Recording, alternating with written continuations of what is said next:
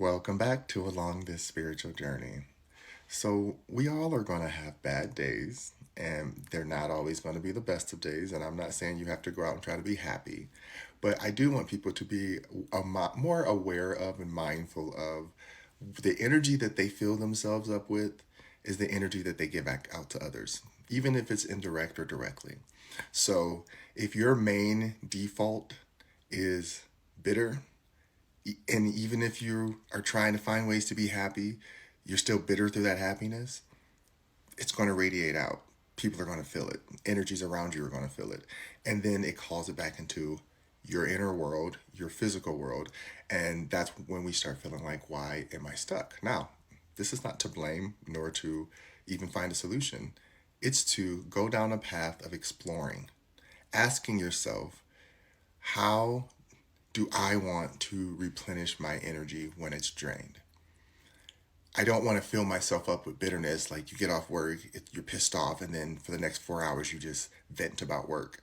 It might feel good, but in a way, you're just reaffirming that you hate this job and you hate this space and you're not happy. So your body is going to create more angst and resistance towards this thing that you have to do daily to make your income, if that's the way you do it, unless you have a different source. And so we start finding ways to convince ourselves that we're not happy. The thing about energy is it becomes what you make it. This is why when you see someone who feels like they're super happy all the time, but really they could be masking because they're hurting so much on the inside, right? This is the energy that you can see that some people can't see outside of the spiritual realm. In the spiritual community, though, we see that that person's hurting because you can see how much joy they're trying to give out. It was like Robin Williams, where everyone saw how happy he was and all the energy he gave out, but really he was going through some stuff, and we all know how that ended. So it's about remembering how you refill yourself. Even if people love a type of energy about you, like you meet people and they're like, oh my gosh, you are just so open minded and you are so cool and I can tell you anything. That's fine, but don't let that become your identity so that you start taking on, I have to make people always think that I'm chill. I have to make people think that I'm always cool. So you're filling yourself up with something that's inauthentic, right? And then this is where most of us really do get depressed and we get upset and have anxiety because we feel like we're performing for others. And when we are our authentic selves, they get shut down. So that's why I'm very adamant about refilling yourself with your authentic energy. Now, for me, I know that I'm not always going to say things the most nicest, smoothest way, but I say things truthfully and I say them confidently, which is why it rubs people the wrong way. That I've accepted about me, but that's not something that I believe is my whole existence, right? I also know that I'm capable of being more, I would say, gentle when necessary and delivering a message the way it needs to be. But when I do so, it's always through confidence. So, regardless if I'm going up or down, my main vessel of energy source is confidence. So, I like to choose to pick different things that make me feel good. Some other days, I just really feel good about my skin, right? I'm just like really happy about that. And that brings me joy that I take care of it, right? There's so many different things, and people are always like, why are you so happy? I'm like, I find ways to fill myself up with things that actually make me happy. I don't fill my life up with things that other people say should make you happy, right? A lot of us try to have a checklist and fulfill it by having all these things that we are told the American dream or whatever dream, or just the basic things that we should all have, right? Home, partner, food, all this, or that we want to have. But it doesn't always play out that way. So throughout your daily physical life, you're going to always have to find ways to keep yourself in homeostasis. Remember, the whole body is about balance. Good health is just simply balance. When you're sick, you're just out of balance, and something chemically or anatomically has to recalibrate itself. If your whole body that you physically use has to do that, why would your emotions not? Right? Your emotions need recalibration all the time. And only you can decide when you want to do that and how you do that. So that when you do interact with others, now you're filling them up with your authentic essence. When you meet somebody, you're like, what is it about them that just sticks out? I can't get rid of it. Like they're just always there. And they make me so happy when they're around. That's because that person fills themselves up with what they truly want to be filled with.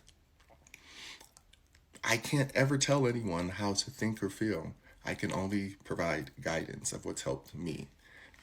I have always been a type of person that overthought every process and overthought everything that everybody said when I was younger because I was around people who did that. And when I finally learned how to silence those voices to listen to my own voice, which was many voices of its own, but I found my unique voice, which allowed me to then have confidence in whichever voice I used. This is the human existence. This is the emotional existence. This is the logical existence. Whichever voice we choose is what we call a right answer on the outside. But regardless of the answer on the inside, it's right to you because you're processing it.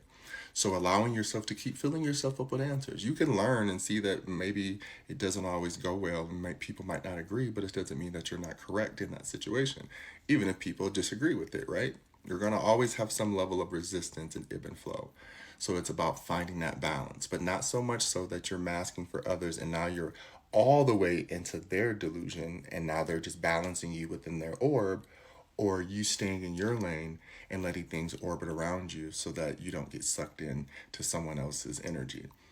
That's how it works. This is the energy game 101. It's just always remembering, like it's a simple situation, like if someone's really in a bad mood. If they're in a bad mood, I'm going to acknowledge it and walk away. I'm not going to make them feel bad about it. I'm not going to try to be demeaning or condescending. I'm just going to walk away because people have bad moods. That's the whole point. They can't help that they're in that mood in that moment and they're trying to process it versus going over and irritating it and making it worse, right? You know what I mean? That's how you then take on someone's energy as well. And now you're walking around mad at this person because you were mad that they were mad and that don't make no sense, right? So remember that how you fill yourself up is how you're going to fill up others around you. You're going to fill up your environment the same way. You're going to surround yourself with energies that caters to the energy that you're emitting. That's why when people talk about manifestation and all these other things, that's what they're referring to. You're calling in energies that are attracted to whatever you are currently in that state of being. And if you stay in that state of being and make it a state of mind, then you start creating behaviors around it that reaffirm that's what you want. So be mindful, have your bad days, have your bad moments, but when you go back out and interact with others, or if you have to interact with others, just take time to yourself and give a moment and explain to people, like, I need this time to myself. I need to recalibrate. And be okay saying that because the ones who get it, and the ones who don't, won't. And then at that point in your life, you make the decisions that you choose. I hope that makes sense. Love ya.